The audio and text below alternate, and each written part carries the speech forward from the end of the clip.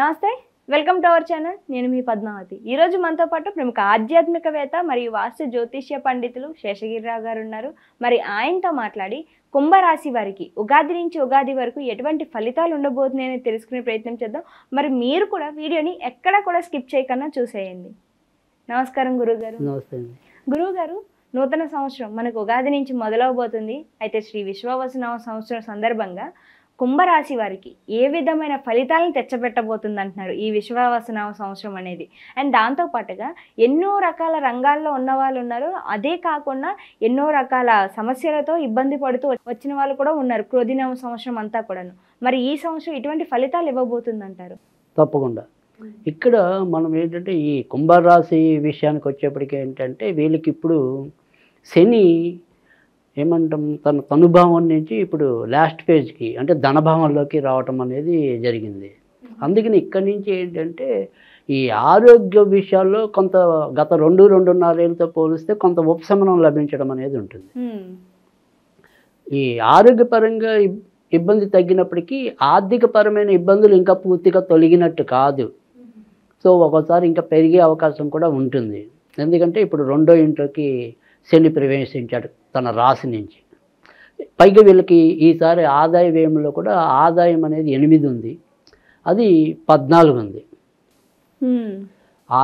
ఆదాయం 8, వ్యయం 14 ఉంది. అయితే రాజ్య పూజ్య అవమానాల్లో కొంత ఓరట ఉంది. సో రాజ్య పూజ్యం అనేది 5 ఉంది, అవమానం అనేది 3 ఉంది. కనుక అక్కడ కొంత ఓరట లభించడం అనేది ఉంది. అయితే ఇక్కడ ఏ రకంగా ఈసారి కుంభరాశి వాళ్ళకి మేలు జరుగుతుంది, ఏ రకంగా మరి నష్టం జరుగుతుంది, ఇలాంటివి మనం కనుక పరిశీలించినప్పుడు ఏంటంటే సాధారణంగా కుంభరాశి వారు జాగ్రత్త పడాల్సింది ఏంటంటే ఇది కొద్దిగా వాయుతత్వ రాశి అంటాము. తర్వాత మరి ఆంజనేయుడిది కూడా అదే రాశి. వీళ్ళకి ఏంటంటే ఒకసారి బ్రెయిన్ పెట్టరు, ఆ గాలి ఎటు తీసుకెళ్తే అటు తీసుకెళ్తే ఏదైనా సరే ఒకసారి ఆరంభ సౌరత్వంగా బిగించేయటం అనేది ఉంటుంది, మళ్ళీ అంతే విధానంగా ఆపేయటం అనేది ఉంటుంది. సో తెల్లరేపటికి ఎలాగైనా సరే వరుసగా ప్రతిరోజు వెళ్ళి జిమ్కి వెళ్ళాలనుకుంటాడు, బిగించేస్తాం. 3 రోజులు అయ్యేప్పటికీ మళ్ళీ ఆ జిమ్ అనేది పక్కకి వెళ్ళిపోతుంది. సో ఏదైతే ఇందాక చెప్పినట్టు ఈ ఆరంభ సౌరత్వం అనేది బిగించేయటం మటుకు చాలా ఎక్స్ట్రాడినరీగా బిగించేయటం అనేది ఉంటుంది. దాన్ని వీళ్ళు పట్టుకుంటే చిన్న చిన్న అవరోధాలు ఉన్నా కానీ ఖచ్చితంగా గెలవగలరు. కానీ వీళ్ళు ఏం చేస్తారంటే జనరల్గా ముందైతే బిగించేసేస్తారు, మళ్ళీ అంతే తొందరగా వదిలేస్తూ ఉంటారు. అలా కాకుండా ఖచ్చితంగా మంచి లగ్నం ఇది, అంటే రాశి లగ్నం అనుకుంటే రాశి అనుకోండి, కుంభరాశి లేదా కుంభలగ్నం, ఈ 2 కూడా శనికి సంబంధించినవి. పైగా మకర రాశితో పోలిస్తే కుంభరాశికి శని మరింత ఫేవర్ ఉంటాడు. సో చాలా ఏమంటారు మంచి మంచి నోబుల్ ఐడియాస్ ఏమైనా రావాలంటే అది కుంభరాశికి అవుతుంది. కానీ ఇందాక చెప్పినట్టు ఏంటంటే వీళ్ళ ఆలోచనలు గొప్పవి. తర్వాత ఎవరికైనా వీళ్ళు ఇచ్చే సపోర్ట్ మంచిది. అంటే తెర వెనక కొంతమంది ఉంటాం కదా, ఇప్పుడు పెద్ద పెద్ద రాజకీయ నాయకులకి వెనకాల ఒక ప్లాన్ చేసే వాళ్ళు ఉంటారు. అలా ఎంతోమంది జీవితంలో అజ్ఞాత వ్యక్తులు ఉంటారు. అలా పైకి తీసుకురాగలిగే సత్తా అంటే ఆన్ ద స్క్రీన్ కన్నా కూడా బిహైండ్ ద స్క్రీన్ ఎక్కువ ఉపయోగపడే వాళ్ళు ఈ కుంభరాశిలో ఎక్కువ మంది ఉంటారు. అది రాజకీయ నాయకులు అవ్వచ్చు, మనకి వ్యాపారస్తులు అవ్వచ్చు, ఏ రంగంలో అయినా సరే. అంటే ఇప్పుడు సపోజ్ నేను ఒక కంపెనీలో పనిచేస్తున్నాను అనుకోండి, ఆ కంపెనీ ఎలాగైనా పైకి తీసుకురావాలనే తపనతో పనిచేయడం ఆ ఉద్యోగి.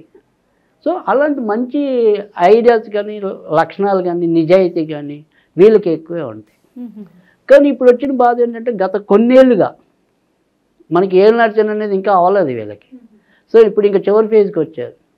అందుకని వీళ్ళు చేసే దాంట్లో నిజాయితీ ఉంటుంది, వీళ్ళు కష్టపడే దాంట్లో సరైన పద్ధతి ఉంటుంది.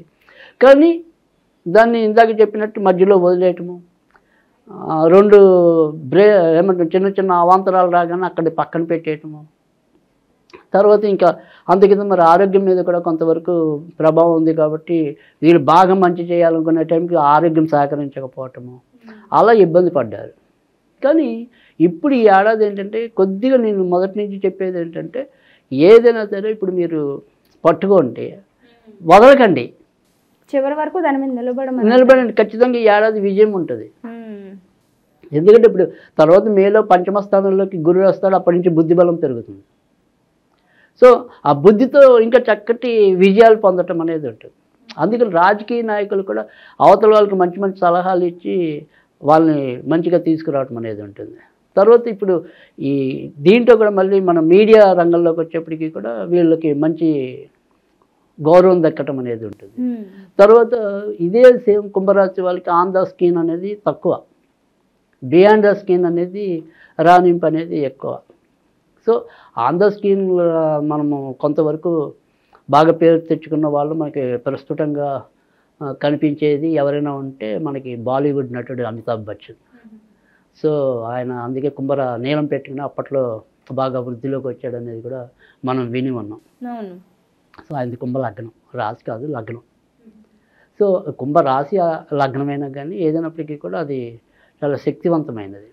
కానీ వీళ్ళలో ఉండే చిన్న బలహీనత ఏంటంటే అదే ముందైతే బిగించేసేస్తారు కానీ దాన్ని మళ్ళీ ఏదో విధంగా పక్కన పెట్టేస్తూ ఉంటారు.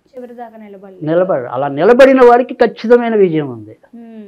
సో వీళ్ళకి ఎప్పుడు కూడా మనం ఇందాక చెప్పుకున్న మకర రాశి కుంభరాశి రెండు కూడా శనికి సంబంధించినవి కాబట్టి మొదట్లో అవాంతరాలు ఉంటాయి, వాటిని మీరు లెక్క చేయొద్దు, నిరాశపడద్దు. కానీ విజయం పొందడానికి అందరికంటే కూడా ఎక్కువ అవకాశం ఉన్నది వీళ్ళకి. ఎందుకంటే మకరానికి మొండి పట్టుదల ఉంది, సో కార్యదక్షత తెలుసు, కానీ కొద్దిగా బుద్ధి తక్కువ ఉంటుంది. కానీ కుంభరాశికి బుద్ధి ఉంది కానీ మధ్యలో వదిలేసే గుణం ఉంది, అది తేడా రెండింటికి. సో కుంభరాశి వాళ్ళు కనుక ఖచ్చితంగా ఒక ప్రణాళికతో ముందుకెళ్తే కనుక అన్ని చోట్ల వీళ్ళు పేరు తెచ్చుకోగలరు. సాధారణంగా ఏదైనా సరే కంపెనీల్లో ఎవరైనా సరే వీళ్ళని వదులుకోవడానికి ఇష్టపడవు, వీళ్ళే మానేస్తూ ఉంటారు. సాధారణంగా ఎక్కడికి వెళ్ళినా కానీ వీళ్ళకి ఎంతో కొంత పేరు ఉంటుంది, వాడు నిజాయితీగా చేస్తాడు, వాడు కష్టపడతాడరా అని. కానీ అదే కష్టంతో పాటు వీరికి బద్ధకం కూడా ఎక్కువే. సో అంటే పనులకు తొందరగా దిగడానికి ఏదో రకమైన సాకు వెతుక్కుంటూ ఉంటాడు. వన్స్ ఒకసారి పనులకు దింపేసామనుకోండి ఇంకా మీరున్నారా లేదన్నది ఆయనకు అనవసరం, చేసుకుంటూ పోవడమే ఇంకా. సో ఆ ఇనిషియల్ ట్రబుల్ అనేది వీళ్ళకి ఎక్కువ ఉంటుంది. సో ఇప్పుడు ఏదైతే మనకి శని ఎప్పుడైతే లగ్నంలో ఉన్నప్పుడు ఆ బద్ధకం మరింత ఎక్కువ ఉంటుంది, అది వెళ్ళిపోయింది. ఇప్పుడు రాశి నుంచి పక్కకి వెళ్ళాడు శని. అందుకని ఈ ఏడాది కనుక వీళ్ళు మరింత పట్టుదలతో కృషి చేసినట్టయితే తప్పకుండా విజయం లభించడం అనేది ఈ ఏడాది ఎక్కువ ఉంటుంది. సో ఆదాయ వ్యయాన్ని పక్కనట్టండి, కానీ ఖచ్చితంగా మంచి లాభం రావటం అనేది అయితే కనుక ఈ ఏడాది ఉంది. ఇట్లా ఇందాక చెప్పినట్టు ఏంటంటే మనం డైరెక్ట్ స్క్రీన్ మీద అంటే మనం చెప్పలేం, కానీ బిహైండ్ ద స్క్రీన్ ఉన్న వాళ్ళందరూ కూడా చాలా బాగుంటారు. అంటే సపోజ్ సినిమాల్లో ఉన్నారనుకోండి, వెనకాల నుంచి వెనక ఉండే నిపుణులు. సో రాజకీయ నాయకులకు వెనకాల నుంచి సలహాలు ఇచ్చేవాళ్ళు. అలా వెనక నుంచి చేసే వృత్తుల్లో ఉన్న వాళ్ళందరికీ కూడా ఇది మంచి కాలం. గురుగారు, అయితే కుంభరాశి వారికి ఏ విధంగా ఉండబోతుంది అనేది అయితే చాలా చక్కగా వివరించారు. అయితే కొద్దిగా ఒడిదుడుకులు అనేవి కనిపిస్తున్నాయి కాబట్టి ఈ రాశిలో ఉన్న వారందరికీ కూడా మరి వీటి నుంచి కొంచెం ఉపశమనం కలిగి కొంచెం బుద్ధి శక్తి అనేది బాగా మెరుగుపడాలి అంటే కనుక ఎటువంటి పరిహారాలు చేసుకోవాలంటారు? ఇక్కడ మనం అంటే బుద్ధి ఓకే, శక్తి అనేది ఒకసారి ఉపయోగించినట్టుగా ఒకసారి ఉపయోగించలేకపోవటం లేదు, అర్ధాంతరంగా వదిలేయటం అనేది వీళ్ళ బలహీనత. సో దాన్ని కంట్రోల్ చేసుకుంటూ రావటం అనేది మెయిన్ ప్రాథమికంగా. అయితే ఈ ఏడాది అంతా కూడా వీళ్ళు ఎక్కువగా కాలభైరవుని ఆరాధిస్తే కనుక ఎక్కువ ఉపయోగం ఉంటుంది. కనుక అవకాశం ఉంటే కనుక కాలభైరవ అష్టకం అనేది ప్రతిరోజు చదవటం అనేది. తర్వాత రెండోది ఏంటంటే మనకి ఒకవేళ నల్ల కుక్కలు కనుక అందుబాటులో ఉంటే నల్ల కుక్కలకి శనివారాల పూట ఏదైనా వేయటం. సరే ఇంకా ఈ నల్ల కుక్కలు దొరకలేదు, మనకి కాలభైరవుడికి పూజ చేసేంత ఓపిక లేదు అనుకుంటే కనుక మీరు ఏ కుక్కకైనా సరే ఏమైనా పదార్థాలు పెట్టాలనుకుంటే పెట్టాలి కంపల్సరీ. అవి ఏ పదార్థాలు అనేది మీ ఇష్టం. ఆ పదార్థాల మీద ఒక 2 చుక్కలో 3 చుక్కలో నువ్వుల నూనె వేసి పెట్టండి. బిస్కెట్ పెట్టాలనుకున్నాను అనుకోండి, ఆ బిస్కెట్ల మీద ఒక 2 చుక్కలు నువ్వుల నూనె వేయండి. అలా అన్నం పెట్టాలనుకున్నాను అనుకోండి, అలా దేని మీద అయినా సరే 2 3 చుక్కలు ఆ నువ్వుల నూనె చేర్చి పెట్టండి. అది మీకు ఖచ్చితంగా మంచి ఉపశమనాన్ని ఇవ్వటం అనేది ఉంటుంది. చాలా చక్కగా వివరించారు గురుగారు. అయితే ఈ సంవత్సరం అంతా కూడా వీరు మంచిగా ముందుకు వెళ్ళాలి అనుకుంటే కనుక మీరు చెప్పిన పరిహారాలు కూడా చాలా చక్కగా చెప్పారు, సింపుల్గా ఉండే విధంగా చేసుకునే విధంగా చెప్పారు. అయితే కుంభరాశి వారందరికీ కూడా ధన్యవాదాలు గురుగారు.